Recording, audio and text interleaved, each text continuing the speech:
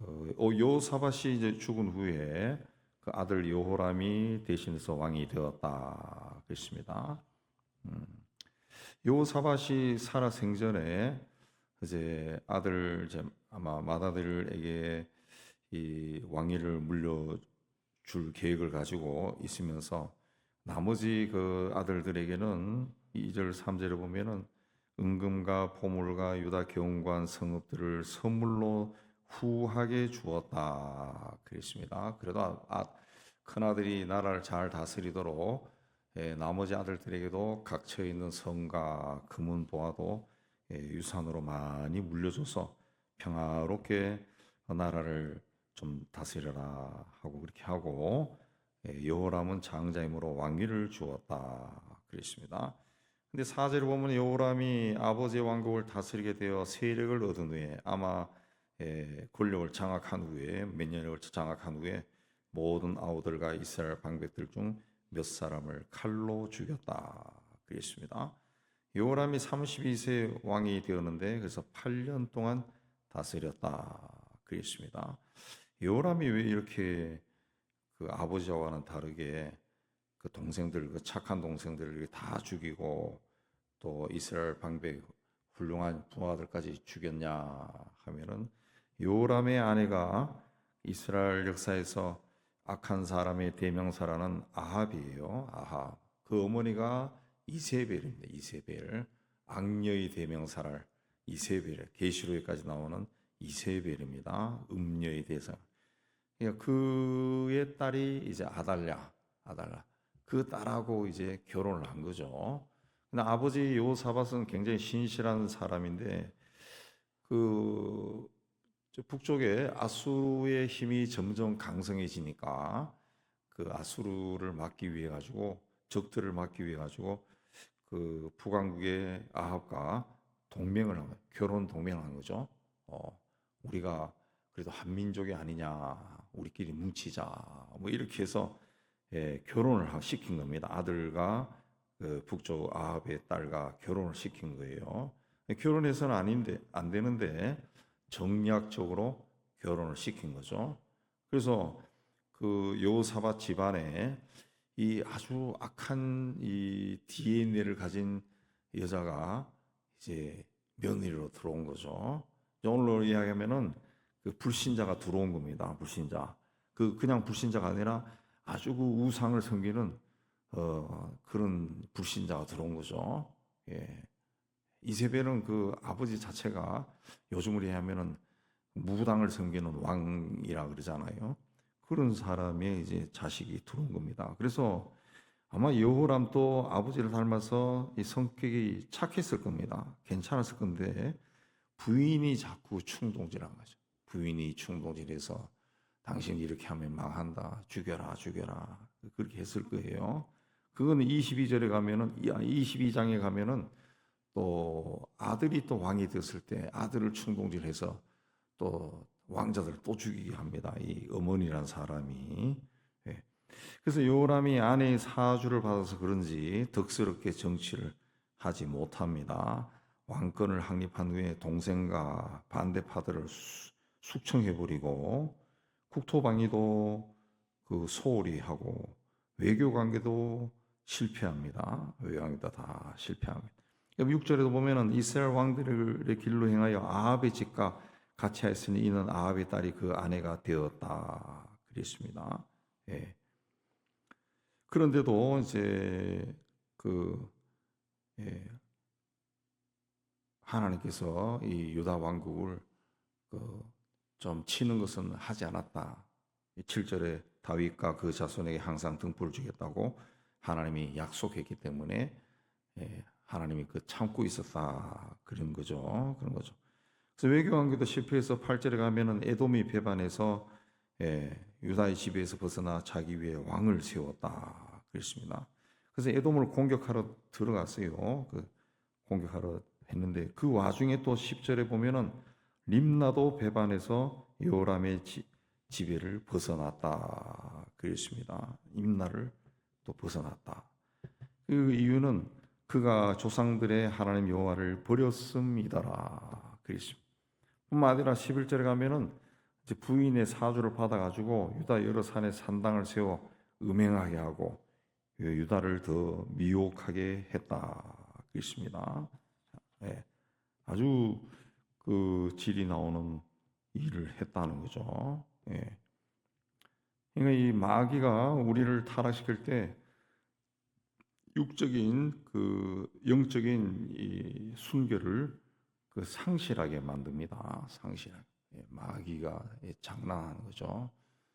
오늘 뭐 이제는 하도 보편화가 돼가지고 이제 신문에 뉴스로도 안 나오는 그 에이즈 그런 것들이 다 음행에서 나오는 거죠. 음행에서 나오는 건데 이 보도를 안 해서 그렇지 그 가끔씩 나오는 이 뒷기사들을 보면은 이 에이즈도 우리나라에 굉장히 확산되고 있다 그래요. 특히 10대, 20대 사이에서 확산된다. 그렇습니다. 요즘 젊은 세대가 그러면서 굉장히 자유롭거든요. 자유로운데 그래서 이 그 에이즈 걸린 사람들이 많고 또 우리나라가 에이즈에 대해서 굉장히 이 또 인권 운동가들이 열심히 운동해가지고 에이즈 걸리면은 모든 그 치료비를 국가에서 다 됩니다. 세계에서 그런 나라가 없다는데 국가에서 다 돼요. 그 1인당 그 제가 오래전에 본 것도 1인당 한 달 약값만 300만 원이 넘는다는데 그걸 국가가 다 된다고. 예, 국가가 다 돼. 그러니까 그렇게 음행하는 사람들도 괜찮아 괜찮아 하면서 그렇게 자꾸 퍼져나간다는 거죠. 퍼져나간다는.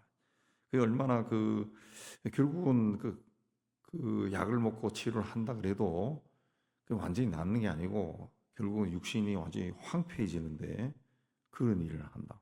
음행하게 하고 그다음에 또 막 살인도 하고 그랬죠. 살인도 하고. 네.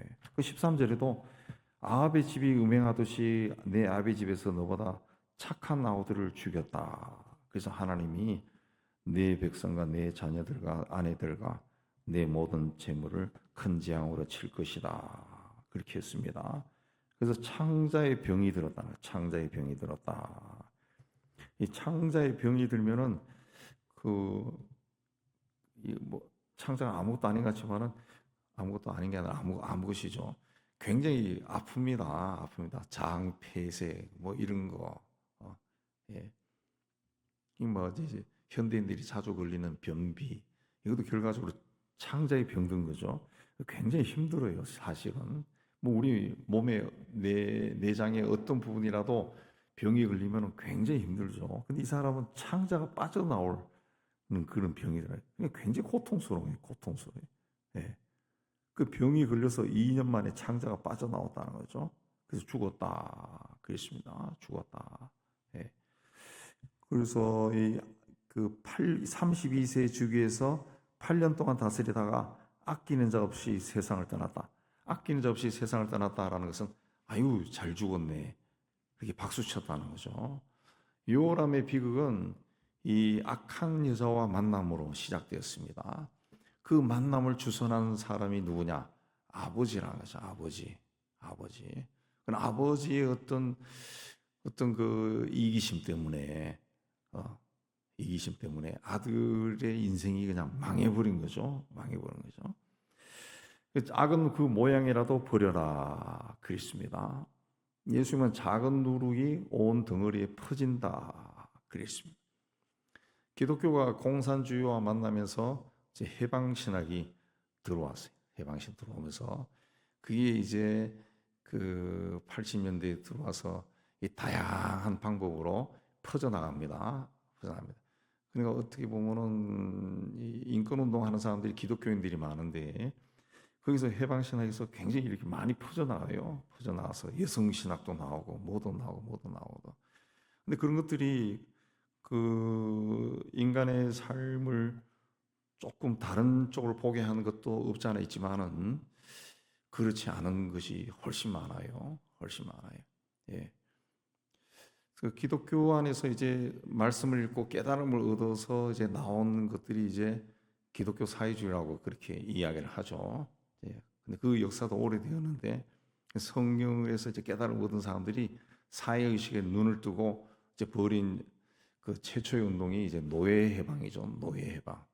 이제 영국에서 일어난 노예 해방, 그 영향을 받아가지고 미국도 노예 해방하고 그 남북 전쟁도 일어나고 막 그렇게 되는데, 그런 전통으로 내려온 좋은 쪽으로 내려온, 성경에서 깨달은 좋은 쪽에서 내려온 것은 이제 그 100년, 200년 지나가면서 그 역사를 진보시켰죠. 그래서 그야말로 요람에서 무덤까지 사람을 따뜻하게 보살피는 그 좋은 정책들이 많이 나왔어요. 대표적으로 영국의 노동당 그러면 그게 기독교 사회주의고, 독일 같은 경우는 기독교 사회주의 당이 실제로 있고, 프랑스도 그렇고, 그게 좋은 쪽으로 나가요. 좋은 쪽으로. 근데 이게 나쁜 쪽으로 나가면은 해방신학에서 과격하게 남미 쪽은 막 총을 들고 싸우는 걸로 나가죠. 예.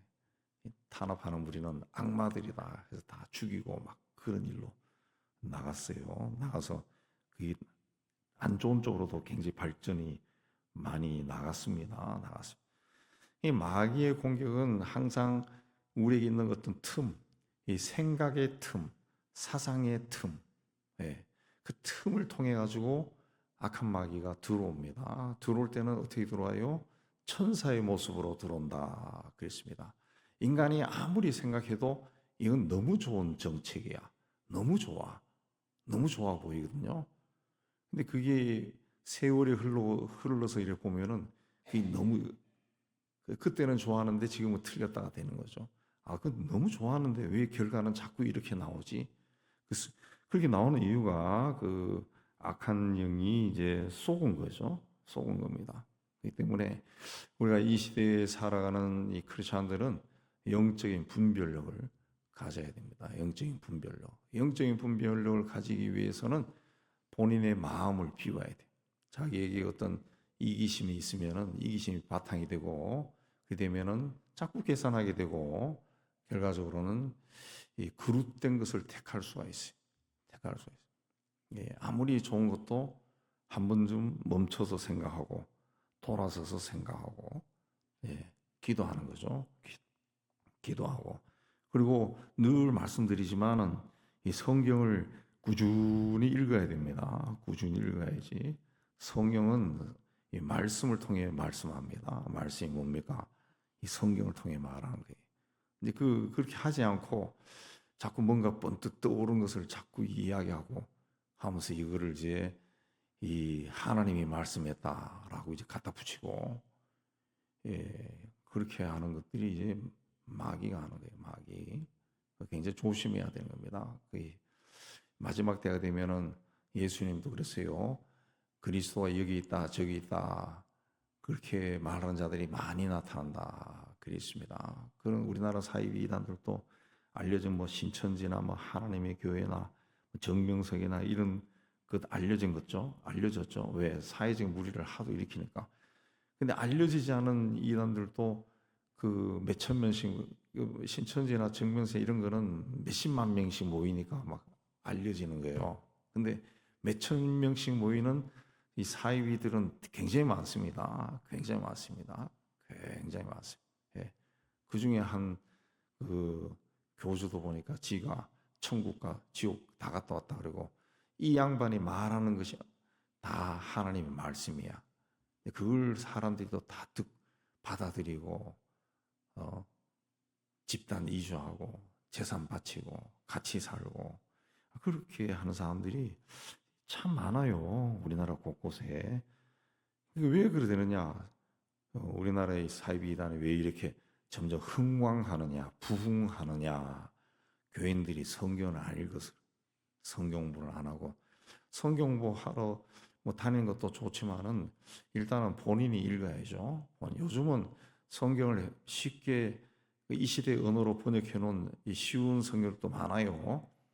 주석도 많이 발달되어 있고 설명돼 놓고 본인이 계속 꾸준히 읽어야 그 하나님 말씀, 또 중요한 것들은 외우고 그렇게 해야 말씀 속에 거하고, 그러면 자기가 읽은 접한 말씀들이, 그 성경 말씀은 희한해서 경험해 보셨겠지만은 꾸준히 읽으면은 어떤 사안에 내가 굳이 안 외운 것도 갑자기 생각이 나요. 하나님의 성령이 생각나요.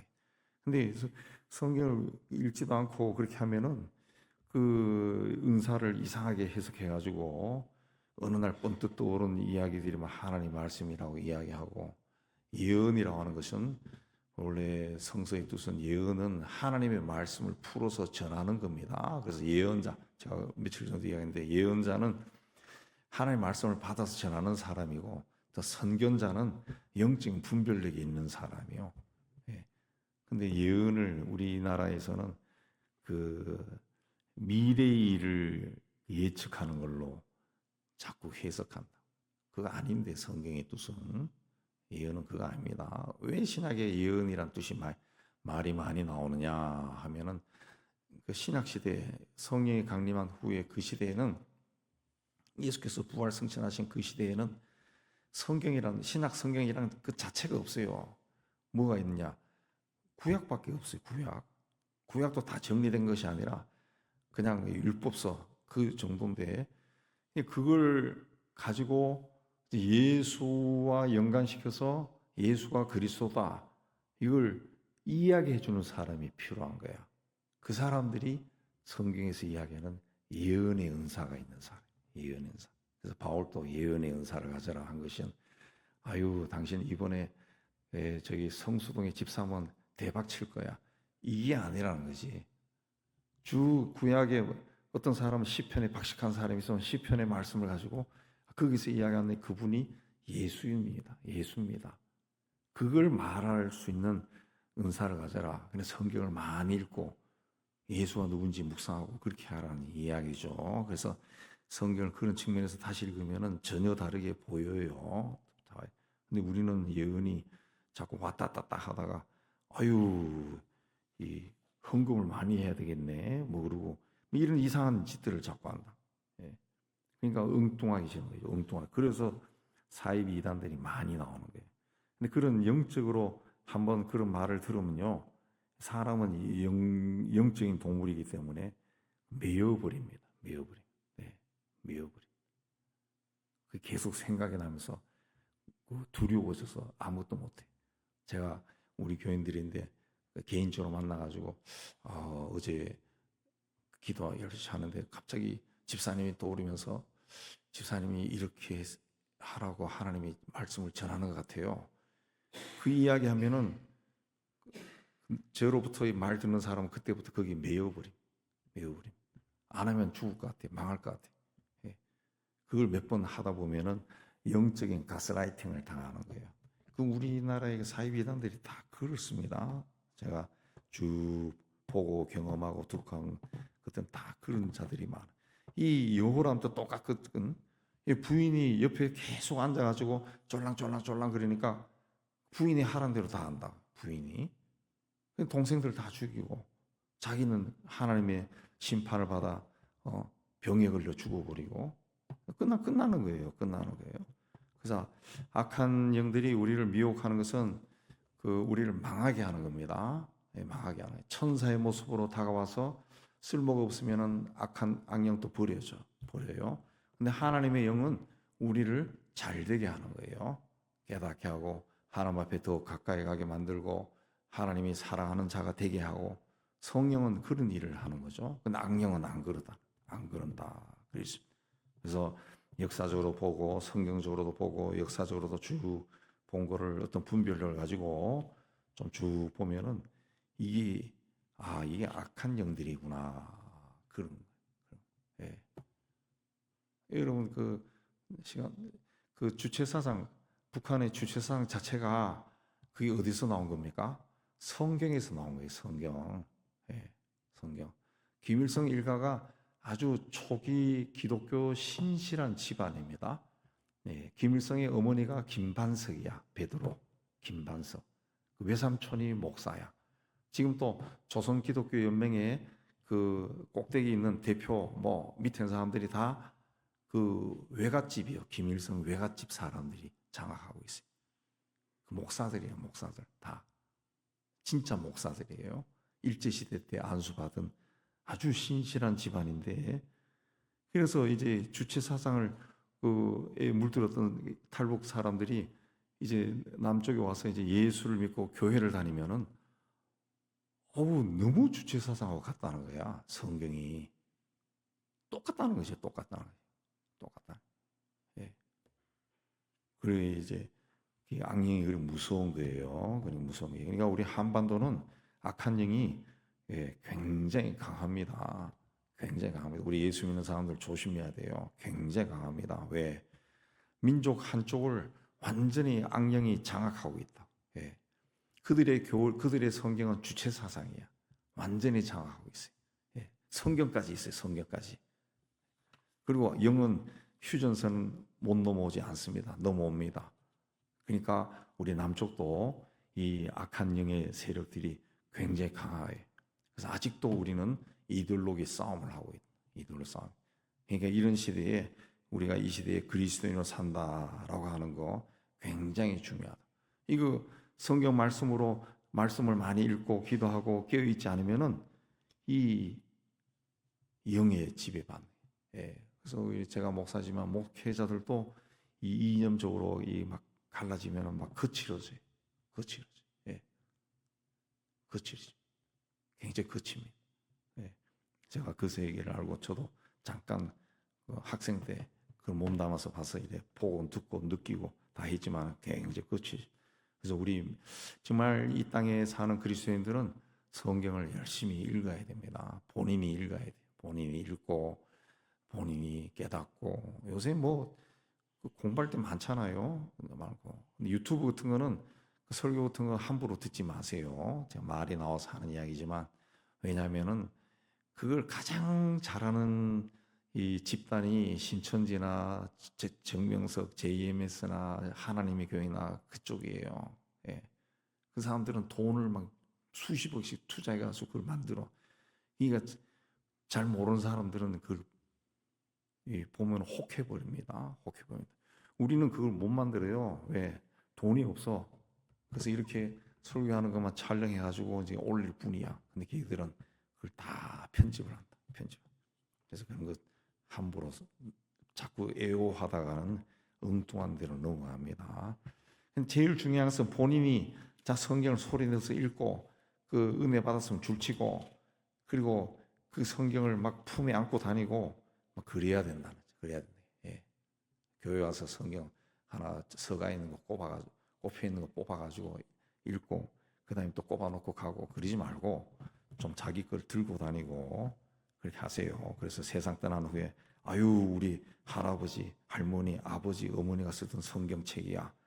그러니까 이 자식들이 그걸 좀 간직할 수 있도록 그게 얼마나 집안의 가보지 가보. 저도 저희 할아버지, 어머니 쓰던 성경책 있는데 완전히 옛날에 그저 가로로 된 성경인데 볼 때마다 생각난다. 그래서 본인이 우리 시대에도 자기가 읽어야 돼. 소리 내서 읽고 그래서 성경에서 하나님의 영을 만나고 하나님의 인도함을 받고 그리고 이 시대에 가장 중요한 사람은 요즘 시대 사람들이 예언을 좋아하는데 그거 아니라 이 시대에 중요한 것은 영적으로 분별력을 갖는 겁니다. 분별하지 못하면 지금까지 열심히 살았던 것이 엉뚱한 데 가서 열심히 해요. 제가 이 설교 시간에도 이야기했지만 저 강동성전 신천지 강동성전 저희 주일날 그쪽 앞으로 지나갈 때가 많은데 그 젊은 청년들이 막 그야말로 수백 명이 그날 주일 오후 되면은 거기 까만 바지에 흰 옷 입은 남자 여자들이 그 지역을 막 장악합니다. 수천 명은 되는 것 같아요. 막 그 엉뚱한 데로 가고 있는 엉뚱한 데. 여러분 성경을 열심히 읽고 분별을 가지고 여러분 자신만이 아니라 가족도 바르게 세워나가기를 주님의 이름으로 축복합니다.